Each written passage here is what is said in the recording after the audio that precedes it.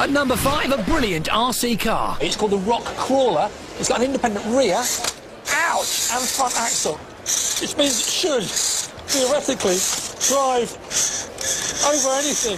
The Rock Crawler has low gearing specifically designed for off-road action. With 3 motors and a tri-channel controller, it's a great RC car for a young child that won't get stuck on every bump.